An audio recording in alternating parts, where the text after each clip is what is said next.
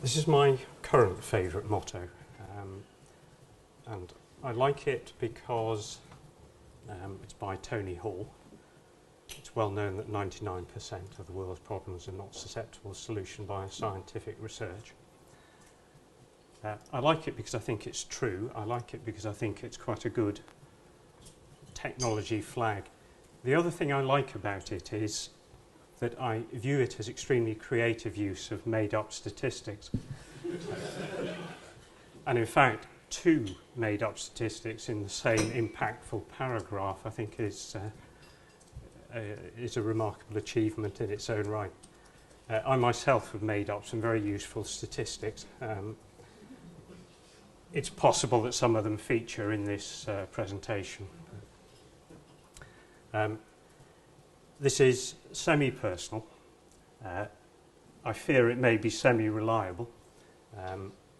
If anyone knows better or different, I would be delighted if you'd holler out as we go along. If you think back to the winter of discontent, when there was rubbish in the streets, the dead were unburied, it's not surprising that the networking was grim.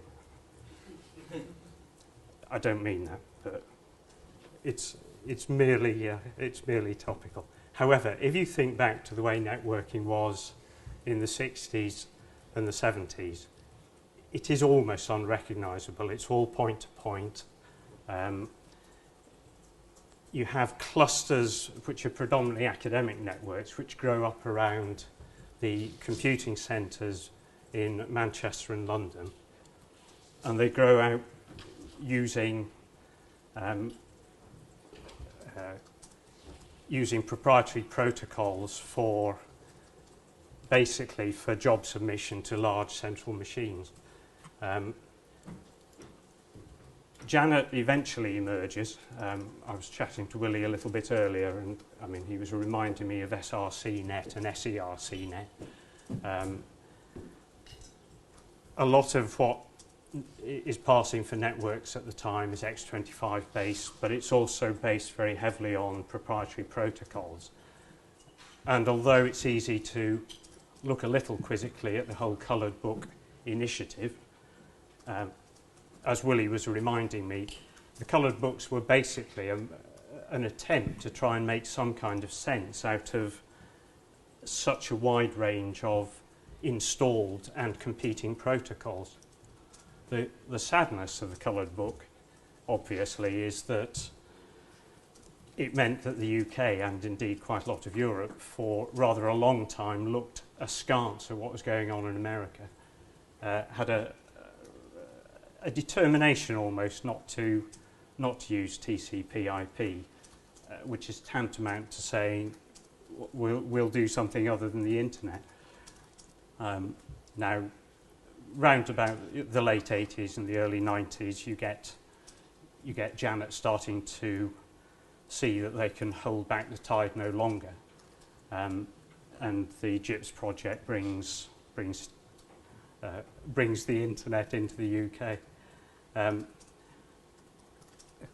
I hadn't quite appreciated the extent to which some ISPs at that time were dependent on Janet until, in the course of some of the work which I'm going to describe a little bit later, Cliff Stanford came up to Manchester and in about 1998, and I was showing him round and I asked him if there was anyone he'd like to meet. There indeed were some computing luminaries in the department, but the person that Cliff wanted to meet was a guy called John Heaton, who was the senior DNS administrator, who was, I have to say, a terrific guy, although hugely unconsidered. But he'd actually been, so far as Cliff was concerned, instrumental in some key aspects of getting, things sorted.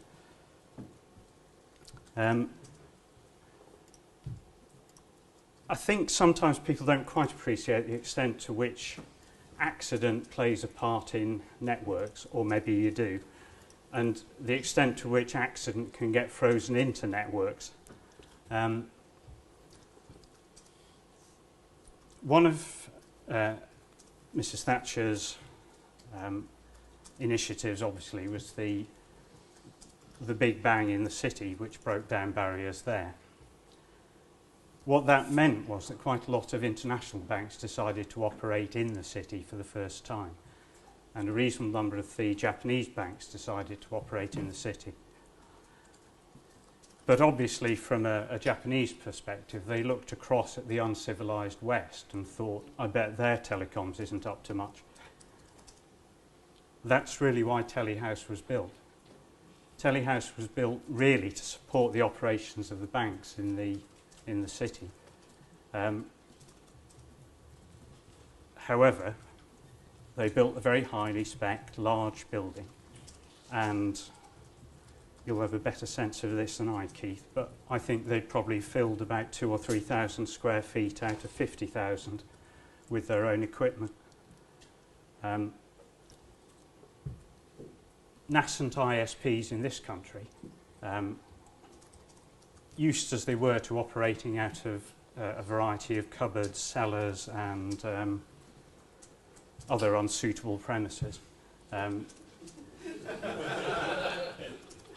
decided that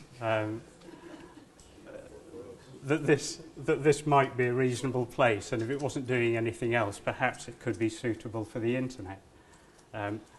And in a funny sort of way, that accidental space, I think, played a key role in nurturing the UK internet. And obviously, that's where the links actually got going. Incidentally, in passing, with a bandwidth qualification, given that most of the peering prior to that was actually taking place either in some form across Janet or in New York.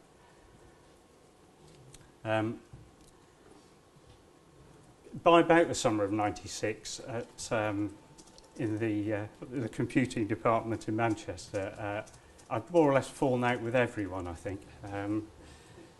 For a variety of tedious but principled reasons, I'm sure.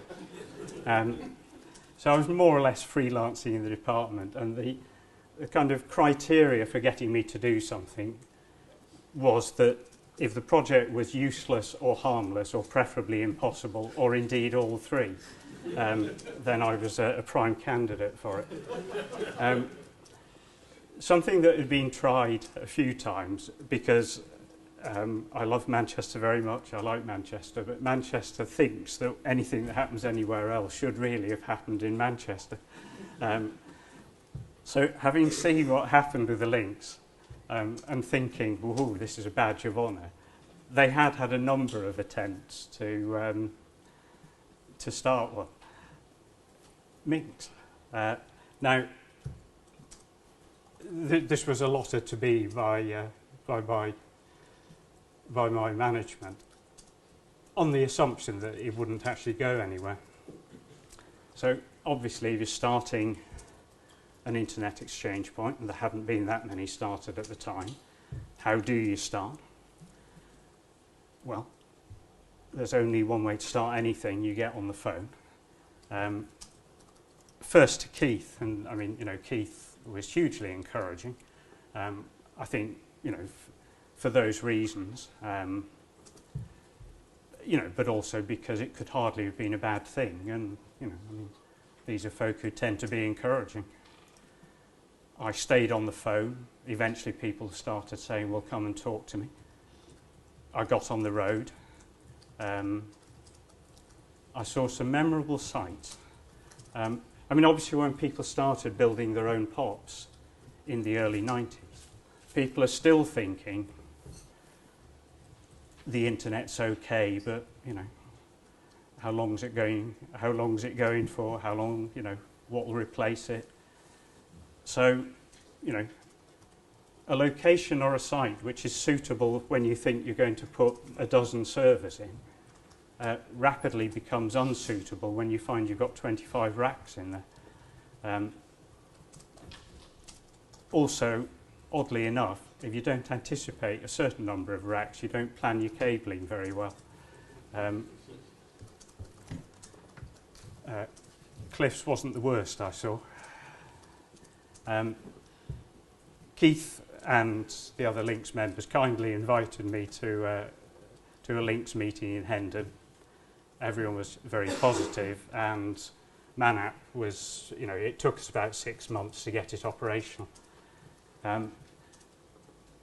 In the course of setting ManApp up, it had been fairly obvious that although internet service providers and network operators wanted another peering point, it wasn't just a peering point that they wanted. There weren't really any national call dialing schemes then, so ISPs either had a whole screed of local numbers, or to a large extent, and since most of the ISPs were still based in the southeast, they broadly didn't try that hard to serve customers up north, as we like to think of it. And it became fairly obvious that actually quite a lot of the interest in ManApp was really a reflection of interest in a northern colocation facility. So I left the university and started Telecity in Williams House.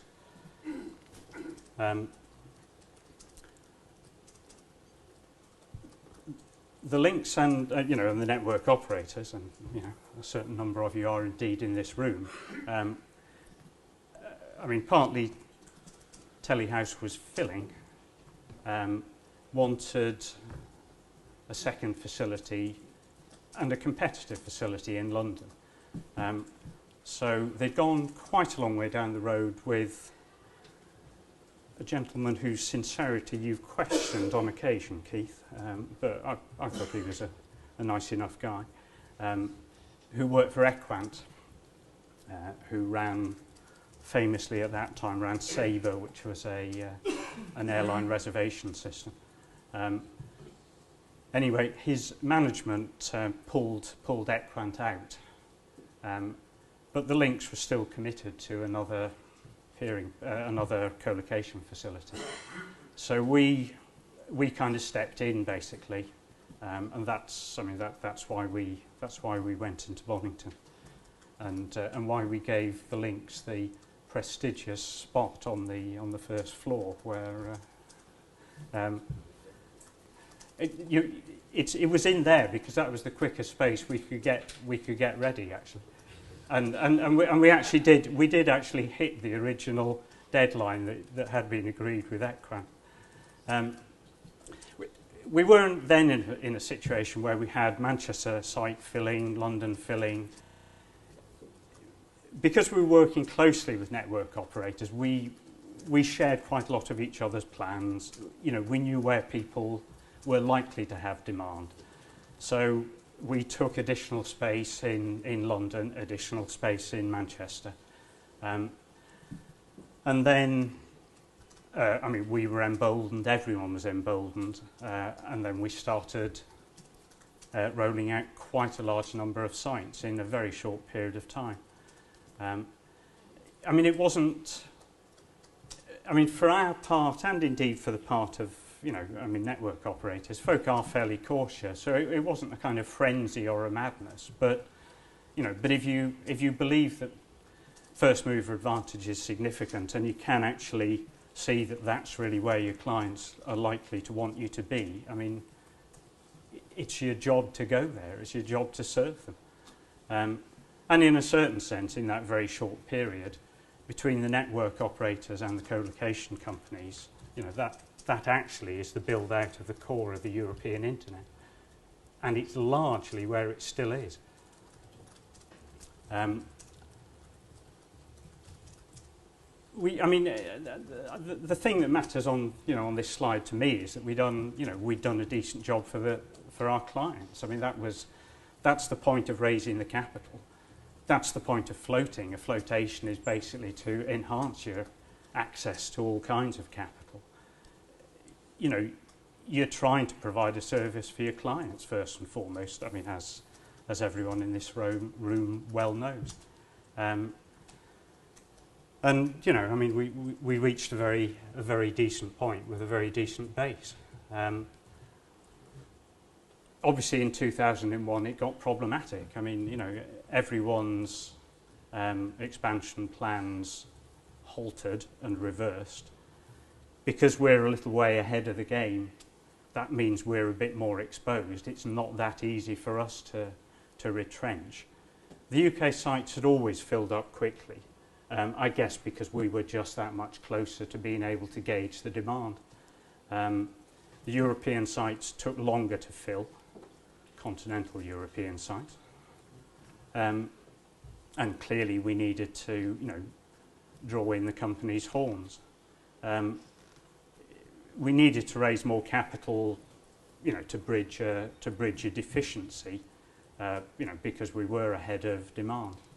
I mean, it's not a painless process, but I mean, you're there to make sure your clients get continuity of service, your people stay employed, and your suppliers are paid. I left then, so I left in 2001 because I wasn't, I don't need to quote that, but I wasn't that keen on sitting around boardrooms waiting for the next thing to come along. I have thought, but I thought this at the time really. I mean, the interesting thing about colocation for me is scale. I mean, the benefits it gives to clients are scale benefits. The economics of colocation are all about scale.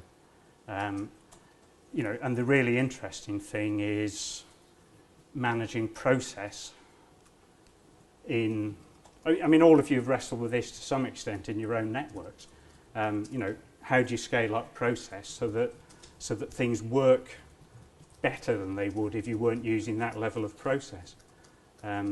It's not purely about cost. It's actually about, mass production didn't just decrease cost, it improved quality. That's, that's the kind of, sometimes the missed story. The other thing that intrigues me is that neutral colocation remains such a powerful thing. I mean, it's such a trivial, tiny, simple idea, but the things you can do in a well-run, neutral shared space are, I mean, it's one part of what makes the internet possible.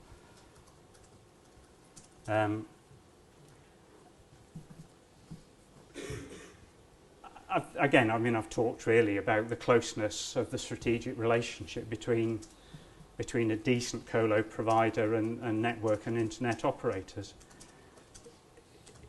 It's what's meant to happen, really.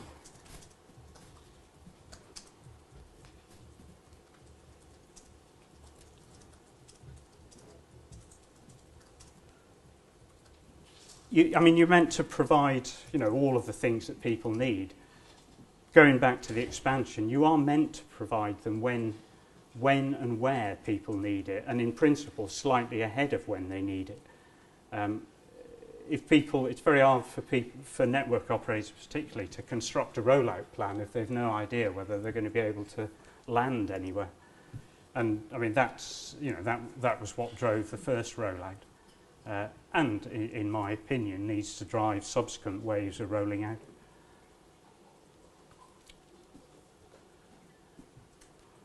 Again, something else that kind of intrigues me is, I know what a traditional colocation looked like, and I know what it looked like in that period 10 or more years ago. And as I've said, it's fundamentally a sense of wholesaling space. The question I'm wrestling with to some extent is, what other things are beneficial to clients to be wholesaled, as it were, out of a colocation facility? What are the things that are useful, helpful, non-competitive fundamentally? And, I mean, generally the whole structure of a colocation facility is that it's that which individual operators would prefer not to do for themselves. Broadly, anything else that comes into that category seems the things that colocation providers by now really ought to be starting to think about.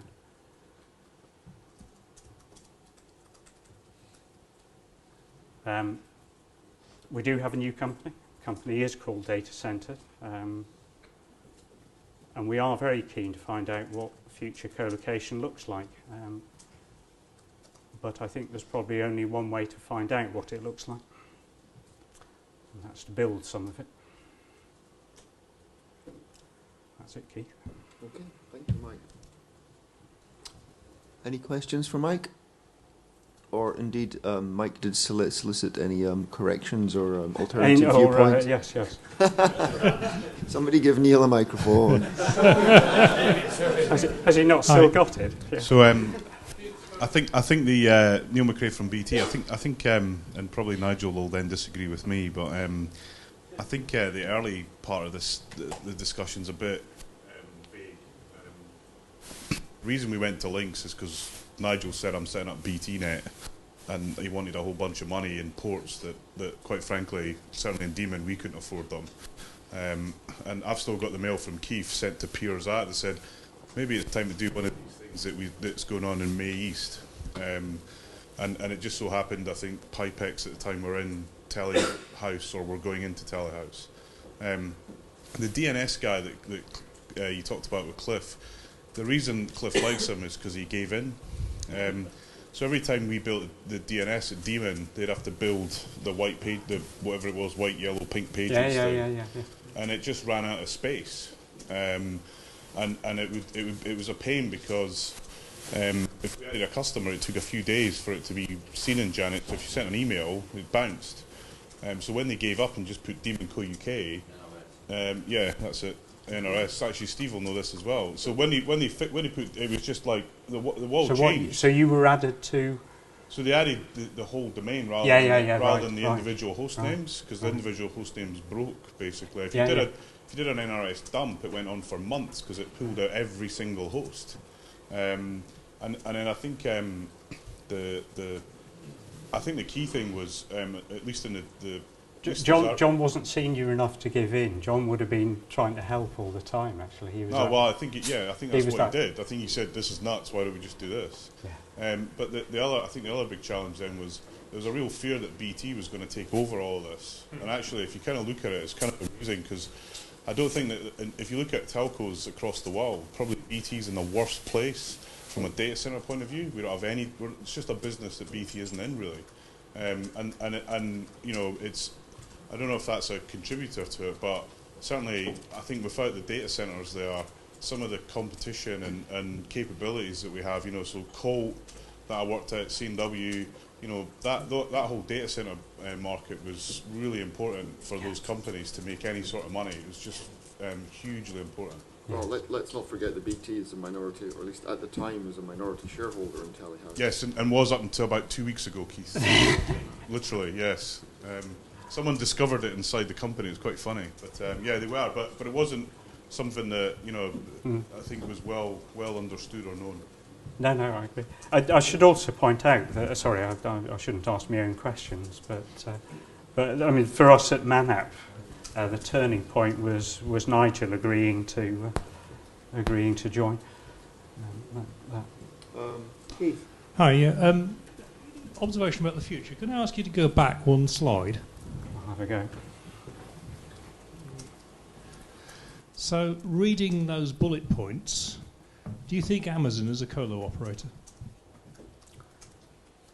No, I don't. But I think Amazon has a kind of predominantly a retail model of what they offer. It's close, isn't it? Oh no, it is. And I mean, and there's an overlap. I just think that within the distinction for me with colocation is whether there's a significant presence of client equipment in the data center. Okay. You know, I just wonder if that's the way it's going. Is the point? I agree. Yeah. Okay, John. Yeah, it's John Suter from Links. I just want to make a quick observation. I think I was trying to work out what the opposite of fork was, but what you've actually just talked about, because I wasn't there for some of this critical period you've talked about, was a sort of merge into a bit of Links's history, which then ironically forks back out again just because we've produced an exchange now in Manchester, which I know you're very enthusiastic about. So it does strike me that there's an element of ability to recycle this. And I had two other quick observations. I mean, first of all, there is still a project going on to try and capture the history for this period, so it's all grist to that mill, so that's a good thing. And then it seemed to me that what was actually being concluded down there is that it was all Nigel's fault, which I think we can get behind. It normally is, surely. Yeah.